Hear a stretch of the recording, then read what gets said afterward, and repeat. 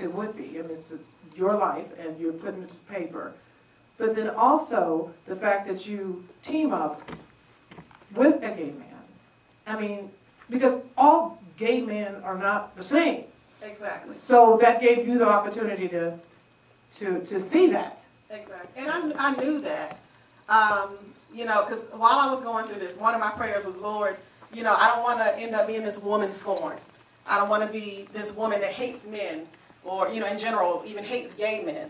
And so he helped me to do that because, you know, I didn't meet Jason, and I mean, you know, I think we both had reservations, but it wasn't like, oh, you know, let me see what this gay man is going to do, you know, but, you know,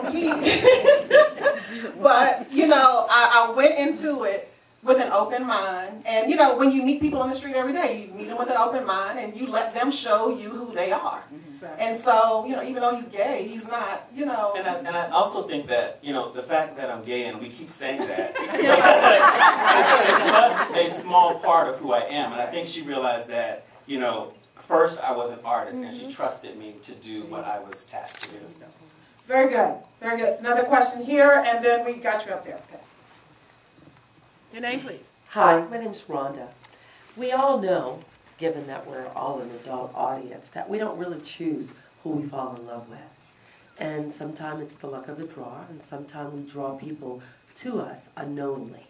Knowing that you've been in a relationship with a gay man and had 3 beautiful children from what I've read in the book, do you possibly see yourself falling in love with another gay man? I tend to think sometimes we attract the people that we call to us. So I guess my question is, could you ever fall in love with a gay man? Well, I think the process, you know, of falling in love is over sometime. With Marseilles, we had to spend time together in order for me to get to the point where I was loving him and then fell in love with him. Yeah. You know, at this point, you know, if I know that a man is gay, I'm not going to be dating him. Okay. So I wouldn't really have the chance to fall in love with him. And again, that's just my choice. Okay. You know, I didn't, even when I married him, I didn't set out to marry a gay man. You know, because again, I'm selfish with that. Well, I'll go back to the fact that I said none of us choose who we fall in love with. Right. But I think, you know, ultimately it is who we're attracted to and what's drawn to us. Right, but I think you have to spend time with people in order to, and so for me, I wouldn't date a gay man. So I wouldn't really be in a position to fall in love with him because I'm not dating him and, you know, allowing myself to be put in that situation where I fell in love with him. Okay. We have a question up top. My name is Lay. I just had a question. From reading the book, obviously the first couple chapters, you notice that there's some hostility. And throughout toward the end, do you think that any of this would be happening had he just come out and said, I'm gay? Do you think you would have written a book, or you had the feelings that you had, you would have met Jason, any of that would have happened? No, none of this would have happened. As Jason referenced, the reason why we're here today is because of the deception. Had he come out, even after we were married, after the children, and said, you know what, you know, I just want to be honest with you, I'm gay, I could have at least respected him, but he carried it out. He carried it out so long. And for those of you who, I don't want to spoil it for those of you who haven't read, but it was a long time before I found out, you know, and like I said before, you know, had the proof. I can see different things and make stuff up in my head and think what I want to think, but I didn't have proof. And it was a long time until, you know, I got a definitive answer in terms of whether or not he was gay. So, you know, if he would have been honest with it, we wouldn't have been here, because I believe we would have been friends today.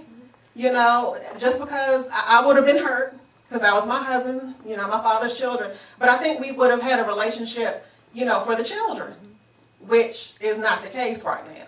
I was going to ask you that, because we haven't talked about the type of relationship that you all have now, because usually, you know, for the sake of the children, despite what happened, you try to, you know, maintain a kind of civil relationship. Not happening? No, not the case. Not possible? Well, you know, possibility is possibility.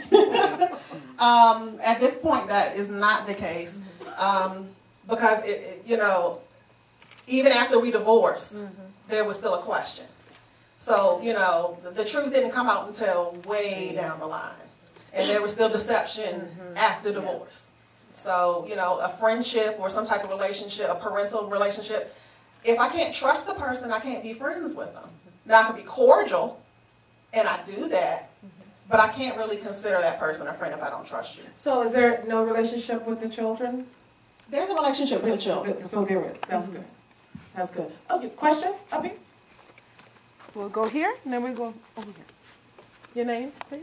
Hi, my name is Danielle. My question is for Andre, and it's twofold. The first question is why, at the end of the book, you said you did continue to sleep with him after you divorced him. That's my first question. Why did you do that? And the second one is, did he know, or does he know about this book, and how does he feel about it? Good questions. Good questions. To answer your first question, Good question. the answer to the first question is because religious beliefs. I knew that after, you know, that we divorced, that was going to be it for me until I got married again. So I kind of did that to get it out of my system. And we, you know. We can understand that. Yeah. We're not going to judge you. You know, he had to strap it on up, you know, right there. But, Okay. Strapping it out. Yeah. Yeah. yeah, he And had that to do second that. question? The second question.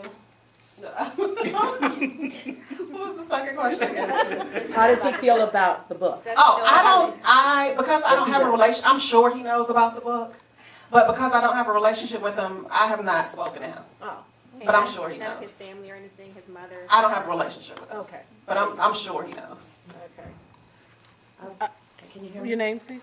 My name is Deborah. For me, listening to your story, because a lot of us of age here have been through multiple relationships, marriages, and so on. It's so poignant. It is so very sad. It really is. But when you're deceived at this level, when you're younger, and if you don't have children with the person, you know the devastation.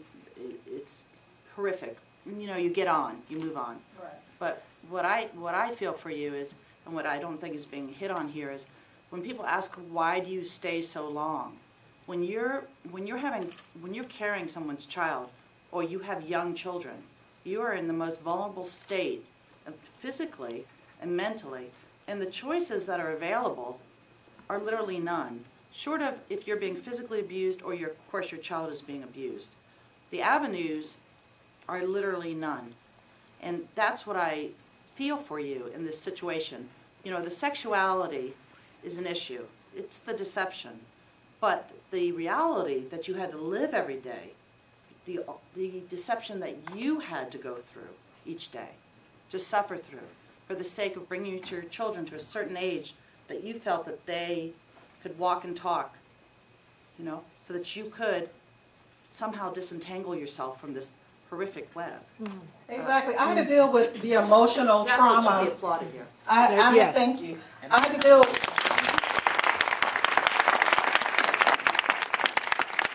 With the emotional trauma of accepting the fact that, you know, this is happening. This is my reality. And then I had to deal with the emotional trauma of, I have 3 children. That's right. You know, at some point in time, they're going to find out. It's for death. You know, at some point in time, I'm going to have to deal with their emotional trauma. Right. And so I didn't want to start making rash decisions, even though I may or may not have been justified in doing it. I wanted, at the end of the day, like I said before, I wanted to make sure that all of my decisions were done with the right intentions and with the least amount of trauma. There's going to be trauma with my children. Exactly. But with the least amount of trauma on my part. I didn't want to cause anything extra because I was mad. That's right. You know, and I was so hurt. My hurt had to be separated from my children's hurt. And so I had to get myself together. And that took a while. It took a while. I had to deal with Andrea's emotional issues. And then, you know, once I got my mind straight, I was like, okay, you know, what am I going to do? It always comes down to that for a woman. And I applaud you for your effort. Thank you. Very good. And totally. I want you all to give yourselves a round of applause. What a